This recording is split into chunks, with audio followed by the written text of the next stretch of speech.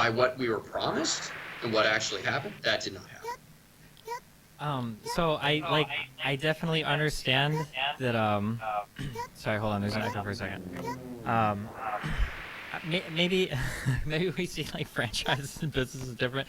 So my goal at the end of the day is I think that the money, I don't really care much about business owners. The money should hopefully go to workers. It's like chances are if you own a business, you're probably doing okay generally, at least compared to the average worker that doesn't have the opportunity to own a business. So the goal would be for the money to get to businesses. It seems like larger businesses, so corporate-owned entities, like you talked about Walmart earlier, which doesn't franchise, or at least I'm not aware if they do. I've never heard of that before. That there are larger corporate entities that hopefully are able to weather the storm a bit. Smaller businesses, family-owned businesses, or businesses owned by individuals, this would include franchises, oftentimes don't have the financial resources behind them to indefinitely pay people through however long this is going to last. So Most small businesses have about a month to a month and a half of savings. Sure, that sounds reasonable. Yeah, sure. So, like, assuming that that's the case, if you work for, I mean, like, if you're a worker and you work for a franchise restaurant or a restaurant called Bob's Burgers, I mean, I don't really care in that case who the worker works for. Like, I would just want to hope that the worker considers or would continue to get paid, would be, like, the most important thing I would imagine. So here's what I think we completely agree on. Money should never have been given to the businesses in the first place. Any business. It should have been given to people. It should have been essentially money given to every single person. And if you're rich, it should have been taxed later. There should be no means testing. It should have gone out as quickly as possible to everyone who needed it. Probably around $2,000 a month. That's what other countries did, and they were right to do it. But we decided that we were going to take a top-down approach, where we were going to pay companies who were then going to give it to workers. And basically, it was a large-scale trickle-down economics, but through corporations. Shouldn't have happened. It should have gone to the workers to begin with, and then worked its way up. They took a top-down approach. They should have taken a bottom-up approach. And I don't think companies should have gotten money at all, to be 100% with you. So I'm very sympathetic to both points of view. I mean, obviously, at the end of the day, we want the money to go to the workers, which is why, at least as part of the Paycheck Protection Program, I'm happy that in order for the forgiveness to work, they qualify that by saying you have to pay workers for this money, otherwise you're going to have to pay the money back. So I would say that, like, the PPP, as far as I'm aware of it, and as far as how much went out to the size of each business, like, I'm pretty sure the vast majority of PPP loans were made in smaller amounts. It wasn't just big businesses gobbling that money up. It wasn't what? No. The majority of that money did not go to small businesses. The average 4% of those businesses actually got money. A small percentage of the businesses might have only gotten money because not enough was approved, which is true. 90% went to a couple hedge funds and two publicly traded companies. That's from the Paycheck Protection Program? Yep. So the Paycheck Protection Program, the average loan size was around $200,000, and I think 91% or less of that the size of that loan was like $2 to $5 million. Like, the average loan size for the Paycheck Protection Program was pretty low. Now, the separately approved corporate bailouts might have gone towards other companies. I don't know, like, how those were dispersed, because those were worked out, I think, based, like, specifically to, like, the airlines and everything. I know that, like, different deals were made from the Fed to them. More than a third of that money went to either a publicly traded company or a hedge fund. And those loans, even if they aren't forgiven, and even if they didn't use it for payments, had extremely low interest rates. Well, for the PPP, if you use it for payroll, I think it has. I know, but even if you don't, they have extremely low interest rates, so it's basically free money. It was basically who can get free money. That's what it was, whether or not you used it for payroll or not. Yeah, I think I'm pretty sure we're talking about two separate things. I'm talking. No, I'm not. No, we're not. We're talking about the Payment Protection Program, the $350 billion originally that was supposed to go to small businesses. Yeah. So for that, $30 billion of that were loans that were over $5 million. So like a 0.25% of the total loans, and then 9% of the total dollar amount was that.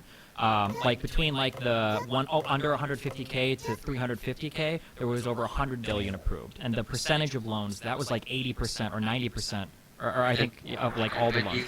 When you combine all the money, about a third of it went to publicly traded companies or hedge funds.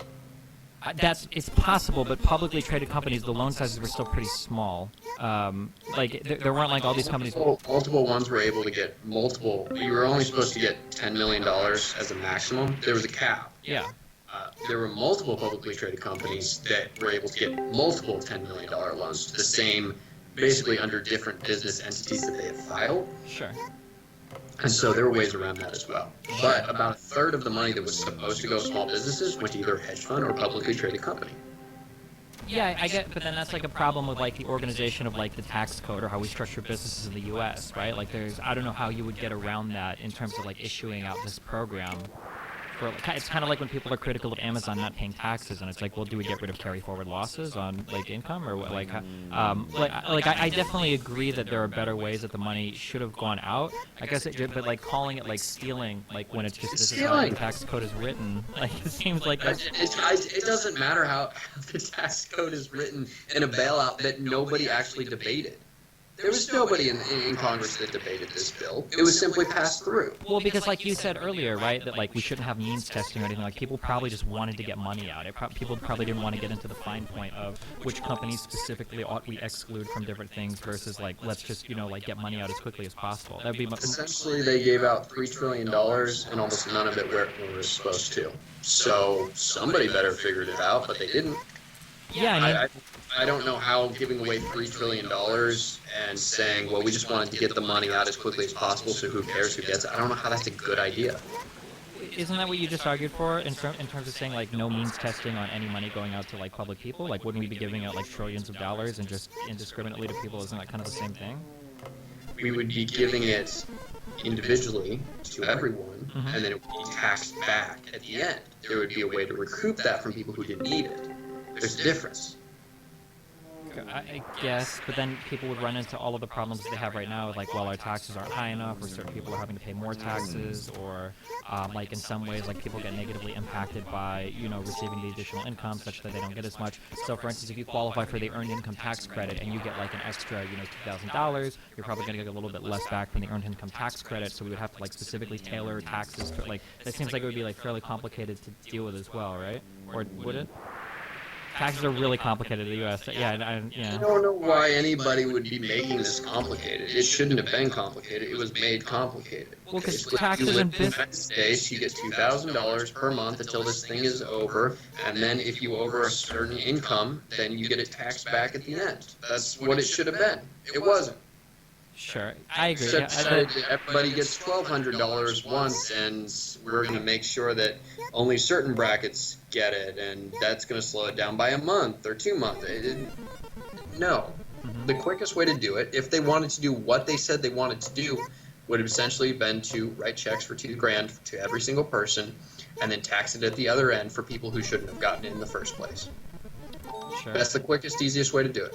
Instead, you give it to companies big and small, and pay off debts, and you save gamblers, and then you try to, I don't know, maybe give it to small businesses who then eventually maybe it gets to their workers. And at the same time, everybody is losing their health insurance because they're no longer employed and the insurance offices don't work. So it's just been a cluster, especially for small businesses, especially for startups, especially for people who didn't have very much money to begin with. Because those are people who should have been helped. For instance, why would you give any money to banks? Why wouldn't you just put a moratorium on mortgage payments, give the money straight to the people so they can pay off their mortgage if that's what they need to use it for, and then the bank eventually gets their money. Instead, what we decided, or what seemed to be the idea, was you give money to the bank, who still then requires people to pay their mortgage or their rent, and basically they're just going to squeeze out as much money as possible, even though they're financially okay. Well, it just I think makes sense. The goal of like providing liquidity to banks is that you don't want like all of the credit markets and the loan markets to completely freeze, right? I think that was the main argument to giving money to companies instead of just giving it all to people too. Is that like having people have money is good, but you also want corporations to survive and people to still have jobs at the end of the like quarantine, ideally as well. That like if you 20% unemployment. Yeah, I mean, maybe we would have 50% unemployment or 80% unemployment, right? That's like the idea.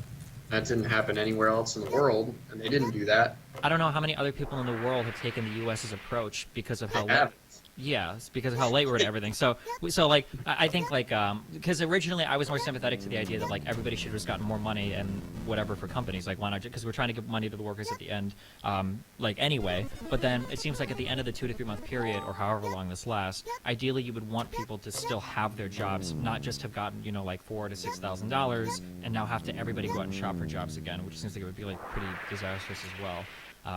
Yeah, although, yeah, like both ends of that are pretty rough depending on how things turns out. So you asked what the biggest I think at the beginning you asked what the biggest restructuring could have been. Yeah. The biggest restructuring could have been to let a lot of these giant companies who already scammed everyone and already were not functional to go bankrupt. And we pick up the pieces later.